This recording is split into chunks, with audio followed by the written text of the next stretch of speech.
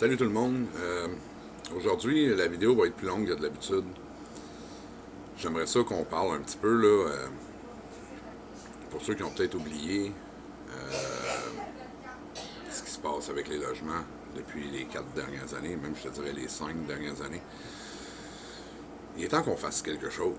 Je pense que je dis ça, je suis pas le seul à le dire. Il y a beaucoup de gens qui pensent comme moi, mais pas assez qui se lèvent. Il y en a beaucoup qui pensent que de manifester il y a plusieurs façons de manifester en passant.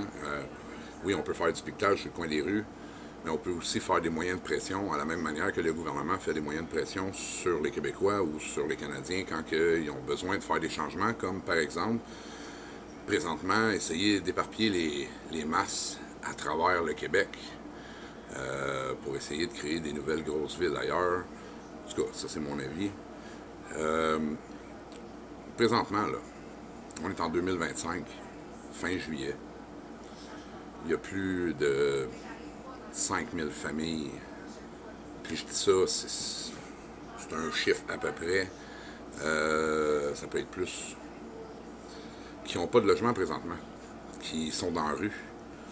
J'héberge un homme de 87 ans qui a travaillé toute sa vie, qui a payé ses impôts, qui a été toujours là pour le gouvernement, qui a donné la sueur de son front pour gagner sa vie. Puis aujourd'hui, il se retrouve sans logement. En plus qu'il se retrouve sans logement, ben, sa retraite n'est pas assez grande parce que c'est la majorité des Québécois que la retraite ne sera pas assez grande pour que vous ayez un logement quand vous allez prendre votre retraite. À moins que vous n'avez jamais déménagé de votre vie, que vous payez encore 575 pour un 5,5, ce qui est parfait, déménagez pas, restez là. On va suivre en vidéo. J'aimerais ça vous montrer, comme je vous dis depuis tout à l'heure, pour ceux qui ne se rappellent pas encore, 2020, 2021, 2022, 2023, 2024, jusqu'à aujourd'hui. Puis le gouvernement Legault, ce qu'il fait, malheureusement, c'est les Québécois qui ont voté pour lui. Fait que je vous montre une vidéo. On s'en reparle après chaque vidéo. Puis, comme je vous dis, elle va être plus longue que de l'habitude, mais c'est un sujet important. Puis je pense que ici au Québec, il est temps que les gens se lèvent. Puis ça ne sera pas les nouveaux immigrants qui vont se lever, parce que pour eux, leur vie n'a jamais été aussi parfaite. On leur donne 5000 $ par enfant pour aller à l'école, parce qu'ils ne peuvent pas s'inscrire, pour certains, dans des écoles publiques. Donc, ils vont dans des écoles privées. Hein, on aimerait-tu aimer ça, nous autres, en tant que Québécois, aller dans des écoles privées? Il y en a beaucoup qui ont des subventions, des logements qui sont quasiment payés par le gouvernement juste pour venir vivre ici. OK, on va dire qu'ils ont des études que nous, on n'a pas. C'est pas vrai, ça. En tout cas, on s'en reparle plus tard. Le municipal de l'habitation de Sept-Îles a mis en place un service pour relocaliser les locataires vulnérables. Elle a pu relocaliser 3 ménages cette année et 5 l'an passé, malgré la rareté des logements. Nous, on a des personnes qui sont de garde. Ça veut dire qu'au moment où il y a un téléphone qui peut se faire une fin de semaine, qui peut se faire la nuit, où les gens sont évictés de leur logement, bien à ce moment-là, nous, on est en mesure de répondre. Le taux d'inoccupation des logements locatifs demeure faible partout dans les principales villes de l'Est du Québec. À Sept-Îles, il s'élève à 0,5 %. À Bécomo, il est d'1,3 %. Gaspé, 0,3 %. Matane, 0,5 %. Rivière-du-Loup, 0,2 % et à Rimouski, qui est aux prises avec une crise du logement depuis maintenant plusieurs années, les plus récentes données n'étaient pas disponibles. Mais une quinzaine de locataires risquent de ne pas trouver de logement pour le 1er juillet. Est-ce que ça veut dire qu'ils vont tous se retrouver à la rue le 1er juillet? Non, certainement pas. Il va en avoir que ça va être ce qu'on appelle l'itinérance cachée. Ils vont se retrouver dans des sous-sols, sur des sofas. Le manque de logement pousse certains locataires à rester chez eux malgré des conditions parfois difficiles, ce qui peut mener à des conflits. Comme il y a peu de logements disponibles, bien, le conflit perdure, se détériore et ça force souvent le propriétaire à faire une demande auprès du tribunal administratif du logement pour régler ce conflit-là. Le logement devrait occuper 30 % du revenu, selon le comité de locataires de la Côte-Nord, alors que 9 % des locataires dépensent la moitié de leur salaire en logement. Des locataires qui dépensent plus que 50 pour se loger. Donc, c'est des coupures qu'il faut qu'ils fassent ailleurs, dans l'alimentation, dans les vêtements. Le service d'aide à la recherche de logement indique que près de 500 ménages du Bas-Saint-Laurent cherchent activement un logement depuis 2025. Le Bas-Saint-Laurent est d'ailleurs la seule région dans l'est du Québec à avoir des points de service qui permettent d'accompagner les personnes dans leur recherche. Mais le président de l'OMH de Sept-Îles, Guy Berthe, souhaiterait en implanter un dans sa ville. Ici, Elia Rousseau, Radio-Canada, Sept-Îles. Là, ici, on parle d'une vidéo d'il y a 3 ans. 3 ans. La Chine construit des hôpitaux, excusez-moi. En 2 semaines, 1 mois. Ils construisent des routes à grandeur d'un pays qui est plus grand que le nôtre, ou quasiment à la même grandeur que le nôtre, en dedans d'une année. Là, je parle de la Chine. OK, c'est sûr, vous allez me dire, la Chine, c'est pas un pays démocratique, c'est un pays communiste, on ne marche pas de la même manière. Non, mais la corruption au Québec, là, est plus grande que celle des pays communistes présentement. Puis, tout le monde se laisse faire. C'est pas normal que depuis 4 ans, il y a une pénurie de logements qui est plus ou moins fondée, qu'il y a des propriétaires qui profitent de la faiblesse des gens, qui profitent d'occasions pour s'enrichir sur le dos des gens honnêtes, des contribuables, que le gouvernement ne met pas son pied à terre, puis qu'en plus, il essaie de nous faire croire qu'ils construisent des 15 000, 20 000 logements ici et là, Montréal, Québec et les environs, puis que malgré tout ça, on est encore dans la même situation, sans compter le prix des logements qui continue à augmenter toujours. Moi, je vis dans un 4,5 à 1 500 $. 1 500 $. Il y a 4 ans, je vivais dans un 5,5 à 745 $.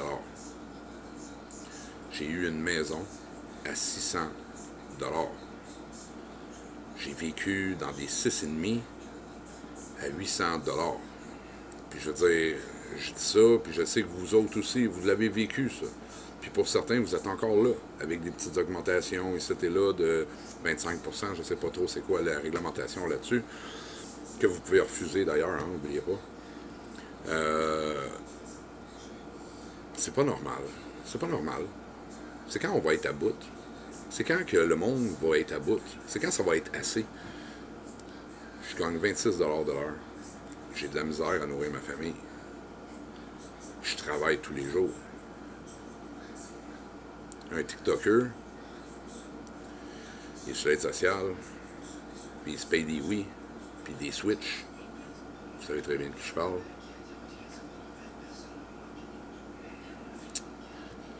Je m'en retenais mes mots, parce que je vais me fâcher.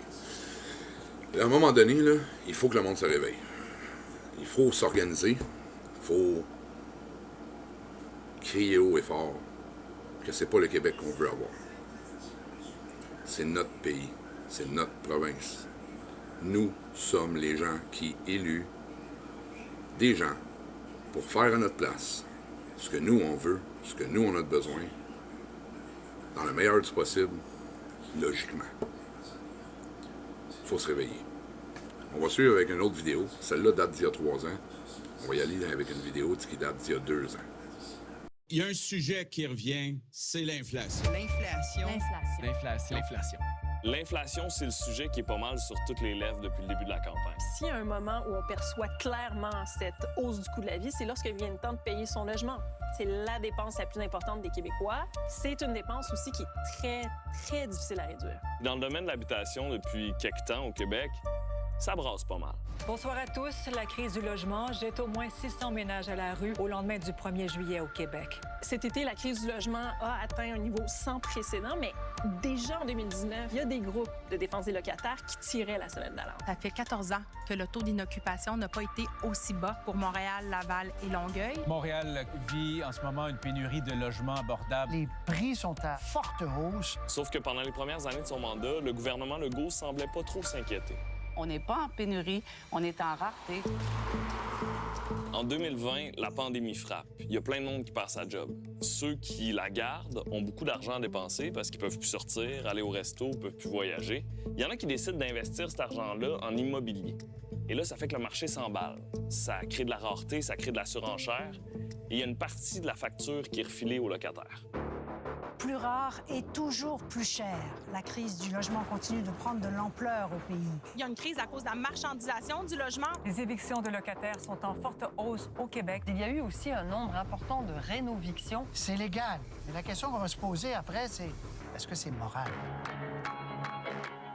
Le télétravail, ça fait en sorte qu'on a besoin de plus d'espace dans la maison et ça permet aussi de s'éloigner des grands centres urbains. Et ça vient déstabiliser des régions où le marché locatif était jusque-là équilibré. La crise du logement s'étend bien à l'extérieur des grands centres. Les gens fuient Montréal pour s'en aller dans les régions parce que les logements ne sont pas chers. Mais encore faudrait-il qu'on en ait à des logements. Pourtant, le premier ministre refuse de reconnaître qu'il y a crise. Je trouve que le mot « crise » est fort. Le premier ministre ignore complètement la pire crise du logement en 15 ans. L'inflation. Un mot récurrent dans cette vidéo-là. L'inflation, c'est quelque chose de naturel, de normal dans un monde capitaliste. Il y a des hauts, il y a des bas. On a des grandes crises, des petites crises, des moyennes crises. À tous les 10 ans, on vit des crises, 8-10 ans. C'est approximatif. Tous les 5 ans, on vit des moyennes crises. Sans compter ce qu'on ne peut pas calculer, qui crée des crises spontanées là, sans qu'on puisse contrôler quoi que ce soit. Mais il y a une partie des crises qui sont contrôlées. Puis, ils ne sont pas contrôlés pour les garder à la baisse, malheureusement. Il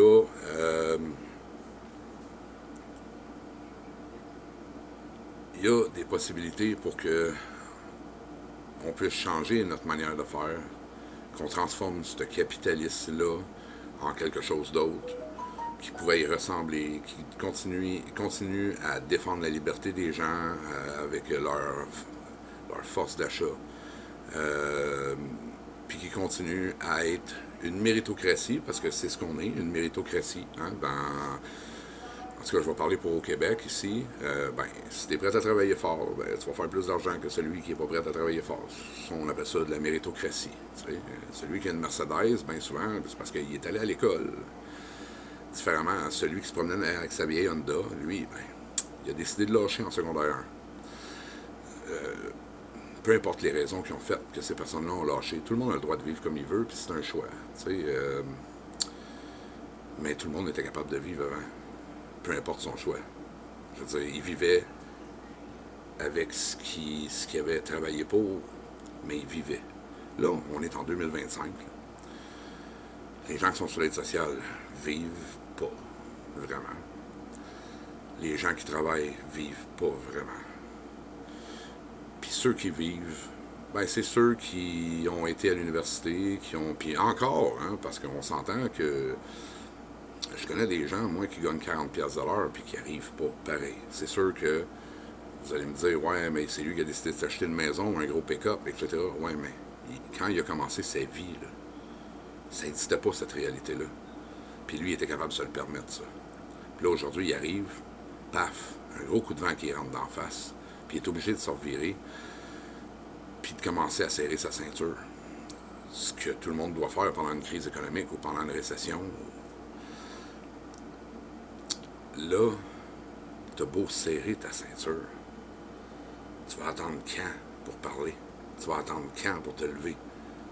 Quand ta ceinture va te couper en deux? Parce qu'on est pas mal de Québécois rendus là. Je suis en train de me rediriger vers une autre carrière parce que celle que j'aime présentement, c'est plus assez pour que je vive. Là, on regarde des vidéos comme ça, puis on se dit, à quoi on a pensé pour voter pour ce gouvernement-là? T'sais? Bon, en 2021, il a été frappé par la crise de la COVID en 2020. Il fallait lui donner une autre chance. Est-ce qu'il a vraiment bien géré la COVID assez pour dire qu'il méritait une autre chance? Je veux dire, puis c'est même pas une question de mériter, même si on est dans une méritocratie, on s'entend. c'est que, malheureusement, peut-être que ça aurait donné quelque chose de mieux, mais maintenant, là, avec le recul, on le sait très bien que ça n'aurait rien donné de mieux. Là. On le voit ce qu'il fait. Là. Il fait que de la marde. Puis il amène tout le monde avec lui là-dedans. On va suivre avec une autre vidéo. Constat 2 jours après le 1er juillet, hein, on sait, c'est la grande journée de déménagement au Québec. Camille Cassy-Simonet, le portrait qui est brossé par le Frappru, il est encore assez préoccupant. Oui, cet organisme qui milite pour le droit au logement a dévoilé aujourd'hui son bilan à la suite de la grande journée du déménagement le 1er juillet, bilan qu'il juge préoccupant. Donc, le Frappru nous rappelle que le taux d'inoccupation a légèrement augmenté entre 2023 et 2024 et qu'il y a eu aussi nettement de l'augmentation de construction de nouveaux logements locatifs, et ça partout au Québec. Et malgré tout cela, il y a toujours une crise du logement qui se détériore et de plus en plus de familles qui ont besoin d'aide. Et vous pouvez le constater à l'écran avec les plus récentes données de la Société d'habitation du Québec. En date du 3 juillet, c'est 1899 ménages locataires qui sont accompagnés activement par un service d'aide à la recherche de logement. Donc, c'est 211 de plus qu'à pareille date l'an passé. Et Catherine, de ces 1899 familles, il y en a 425 au Québec qui sont présentement logées dans des chambres d'hôtel. Et ça, c'est sans compter les familles qui sont temporairement hébergées chez des familles et chez des proches.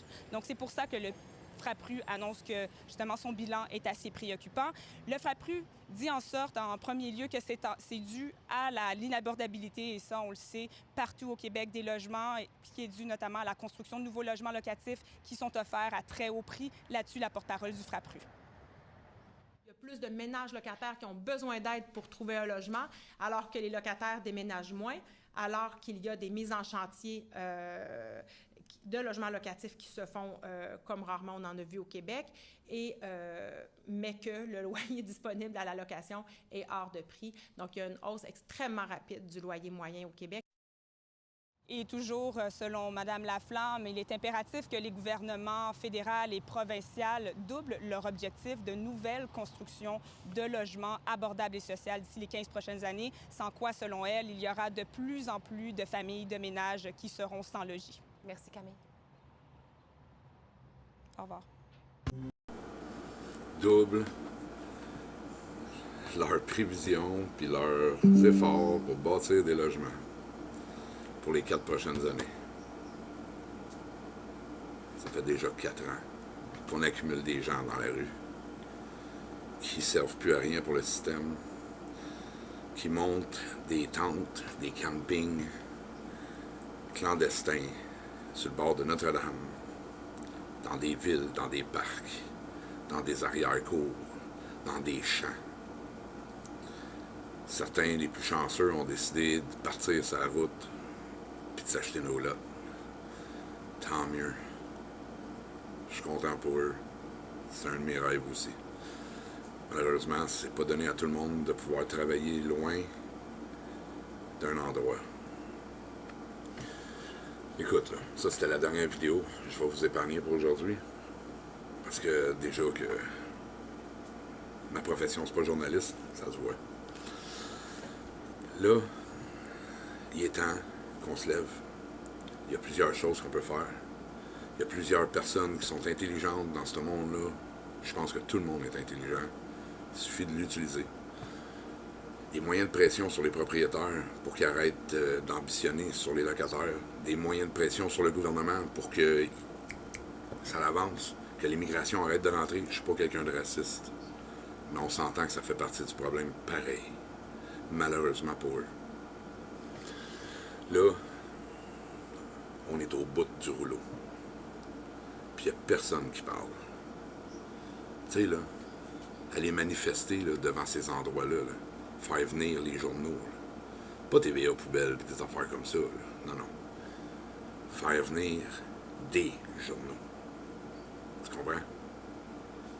Tout le monde que tu peux amener à faire des vidéos TikTok, Facebook, YouTube, nomme-les toutes, à dénoncer ce problème-là, à faire des moyens de pression sur les propriétaires, à refuser les augmentations de loyer, à faire en sorte que s'il y a quelqu'un qui se fait évincer parce que son loyer a augmenté de 50 % en dedans des 4 dernières années, puis qu'il n'est pas capable de payer, squatte-les ton logement.